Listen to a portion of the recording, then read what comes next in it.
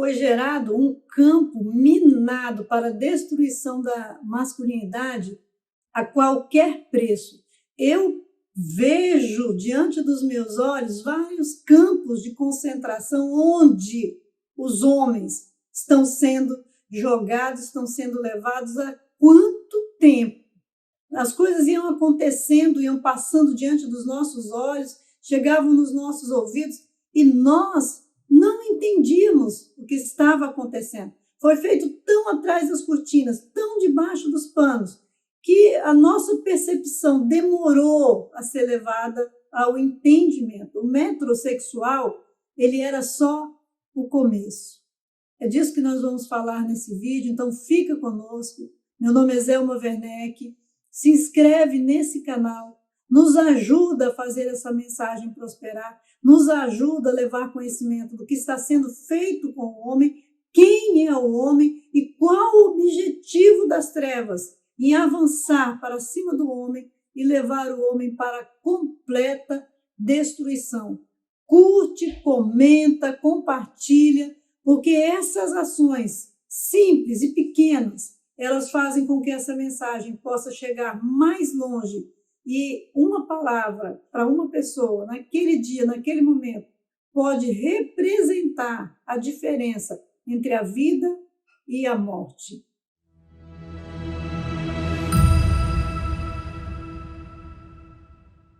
Os homens estão num campo minado. Existe um campo de concentração masculina que está prendendo os homens, enfraquecendo os homens, fragilizando e destruindo. Os olhos nossos, humanos e cristãos também, foram sendo levados de uma forma que hoje, dentro das igrejas, a gente, quando vai falar de masculinidade, tem que ficar falando com muito cuidado para as mulheres não entenderem mal. Nossa, eu fico chocada com isso, porque a palavra de Deus, ela é a palavra de Deus.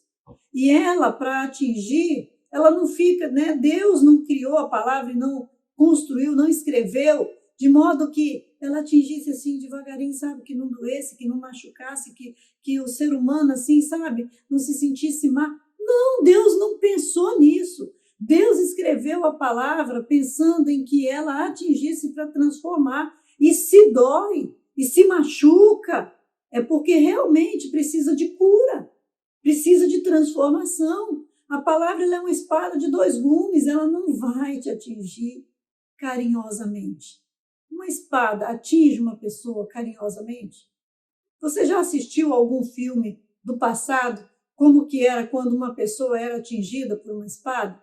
Você já se imaginou sendo atingido por uma espada? Eu já tive um sonho uma vez, eu era adolescente, eu estava num campo de batalha e eu tinha um escudo, né? E eu ficava debaixo do escudo, lá escondida, corajosa demais que eu estava nessa batalha. Imagina, né? Como é que eu estava preparada nessa batalha? Eu estava lá debaixo do escudo, escondida, e pau, pau, eu escutava os barulhos de espada tinindo, batendo no meu escudo, mas eu tinha um escudo, eu estava escondida debaixo daquele escudo, era apavorante. Quando eu acordei, eu estava sentada na cama, eu não sei se eu gritei, eu não sei se eu me apavorei, mas a sensação do medo de uma espada entrar na minha barriga era muito forte. Eu acordei, como parecia que tinha uma bola dentro do meu estômago, assim, na minha barriga, porque eu tinha aquela sensação de que a qualquer momento uma espada ia furar a minha barriga. É horrível. Eu não tenho ideia do que é que uma pessoa, quando era atingido por uma espada, sentia. Mas essa é a ação da palavra de Deus. E os cristãos não querem. A gente tem que pregar na igreja e ficar pensando se as irmãs que estão ouvindo vão ficar, como que elas vão ficar. E é incrível que tem muito homem com medo de que a gente fale e ofenda as irmãs. Irmãos, nós estamos com a palavra de Deus. E a palavra de Deus, ela tem que transformar e ultrapassar até a divisão da nossa alma, ela tem que transformar a nossa mente, transformar o nosso entendimento. E, às vezes, isso vai causar dor, e na maioria das vezes causa dor.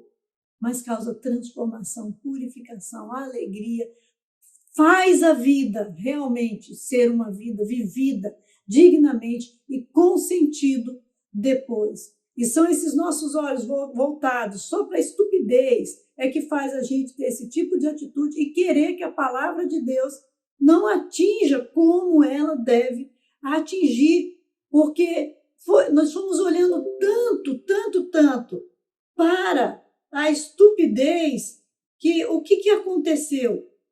Nós fomos levados por ela, nós somos levados pela estupidez. Ver onde caiu é o primeiro passo para a gente começar a olhar e começar a buscar onde que está o caminho certo, ou aonde que eu saio, não é? Para onde que eu subo para encontrar a saída. A gente tem um vídeo aqui que a gente fala sobre o Batman, como o filme foi escrito e como o pai entra, né? Ele cai naquele poço e como o pai vai e estende a mão e tira do poço. O pai é aquele que vai nos tirar dos profundos abismos que nós saímos. É ele que vai prover a salvação para nós. A nossa vida depois, como a vida do Batman, vai ser sempre aquela da lembrança de que quando você está num abismo, numa dificuldade muito profunda, o Pai pode te tirar desse abismo, ele pode te levantar dessa situação ruim que você está. Então, se hoje nós entramos nesse abismo, nós podemos ter certeza de que o Pai pode nos tirar desse profundo abismo. Aquilo que o homem plantar, certamente colherá.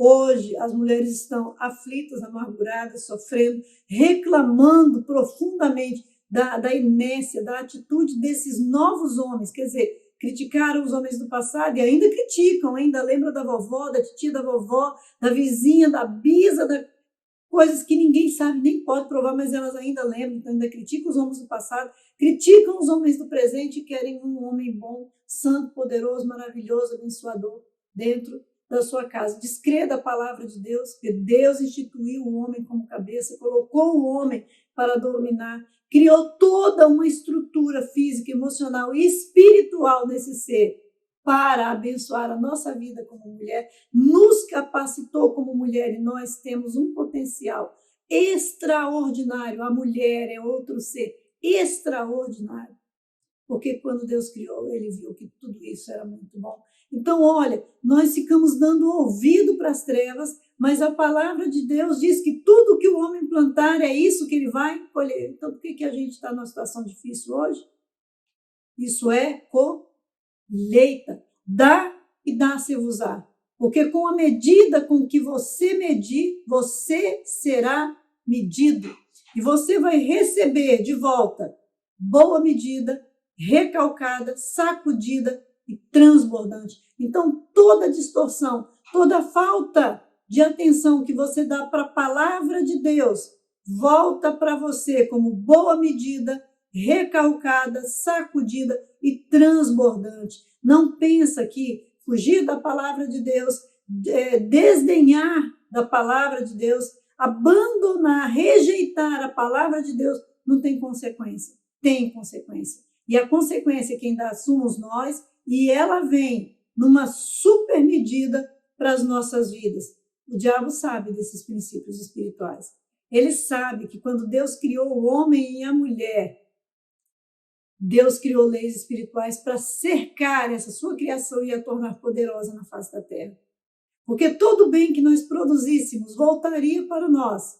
Boa medida, recalcada, sacudida e transbordante. Então, pensa que era isso. A intenção de Deus era dar e dar-se-vos-á. Aquilo que a gente faria voltaria para nós e nós seríamos mais ainda abençoados e ia gerar um ciclo de bênçãos infinitas. Mas hoje a gente vê, poxa, existe homem ruim? Ah, irmãos, existe. A gente sabe que existe, é uma minoria da minoria, mas existe. Existe mulher que larga a esposa, que abandona, que vai embora. Existiu no passado, existe também, mas são todos. Agora, existe mulher também que larga a família, que larga os filhos, que larga a casa. Existe? Existe. Existe homem nervoso, estressado, né? Qualquer coisinha ali, estoura, né? Existe mulher histérica? Existe. Mas isso são questões de comportamentos que precisam ser tratados, porque quando Jesus cura, quando Jesus transforma, existe uma nova mentalidade que recebe uma palavra, uma promessa de que você pode ter autodomínio, pode ter domínio próprio. Você pode, e com o domínio próprio, controlar todo o seu corpo, mas fora isso, você tem livre-arbítrio para se dominar e controlar todos os impulsos do seu corpo. E é isso que o Evangelho de Jesus produz. Nós temos um temperamento terrível, só que o Evangelho de Jesus ameniza isso, ele ajuda nisso, porque nós vamos ficar o tempo inteiro tentando controlar nossos impulsos ruins. O Evangelho de Jesus forma. Então, como que era, né, o metrosexual? O metrosexual era um homem. Bem, metrosexual já fala de metrópole, não é o homem da roça, é o homem da cidade. E esse homem da cidade era o homem que ia começar a pensar, né? Ah, não, eu vou vestir roupa feia, né? Ah, não, eu vou para a academia, eu vou ter um corpinho mais bonito, eu vou cuidar das minhas unhas, eu vou cortar meu cabelinho, né? Ah, não, tem muito pelinho aqui na minha sobrancelha, né? Vou tirar pelinho. Ah, não, estou com, né, aqui, ó, meus peitos muito cabeludos. Não, eu vou depilar também, não quero. Não quero perna cabeluda, não quero peito cabeludo, eu vou me depilar também. São homens desprovidos da plumagem de homem, né? Eles não querem ser aquele homem forte, aquela aparência de homem, não estão nem aí, eles estão cuidando da beleza, eles acabam se tornando narcisistas. Ele não se importa mais com o trabalho, ou tem até cuidado, né, com o trabalho para não ficar com a mão feia, com as unhas feias, né? Então, são homens que têm dificuldade de se enxergar como masculino, como durão, como forte, como aquele homem severo, aquele homem que enfrenta, aquele homem que faz. Ele é o homem que ele quer se livrar de tudo isso, é o homem fashion, né? Basta só assim a beleza física. Então, olha aí, o metrosexual, esse homem das metrópoles, o homem fashion, né? É o abismo sobre abismo, a queda sobre queda, toda responsabilidade masculina destruída por causa de quê? Estupidez, conselhos de Satanás. E agora, cadê o marido? Agora a mulher, ela quer um homem responsável. Então, desde quando surgiu o metrosexual, já era uma desconstrução da imagem masculina, já estava se levando o homem a não mais querer ser o homem, a estar na posição de homem e assumir o seu lugar de homem. Já era um começo de uma fuga da masculinidade, mas nós não percebemos. E o responsável por isso tudo foram as conversas da serpente. Não foram conversas de joelho dobrado, lá no altar de Deus, não foram aí, não. Foram conversas lá na beira da árvore, né, dando lugarzinho para a serpente foi atuando no coração das mulheres, as críticas foram levando os homens para poder querer melhorar, né, se vestir melhor, se arrumar melhor, todas essas coisas foram sendo impostas pela mulher e o homem foi silenciando, aceitando, entrando na onda da mulher e saindo da onda de Deus. E a mulher, ela estava entrando na onda da serpente. Mas nenhum de nós estava vendo. Os padrões de Deus, há responsabilidades, há papéis definidos, há características próprias de cada um. E quando nós vamos saindo disso, a autodestruição de todos começa. Nosso vídeo ficou longo, né? A gente tenta, mas, irmãos, é muita informação, há muito o que nós conhecemos, nós fomos deixando muita coisa passar, mas que essa mensagem fale no seu coração. Então, se inscreve aqui nesse canal se você não é inscrito, curte, comenta e compartilha, e que Deus te abençoe pelo poder do nome de Jesus.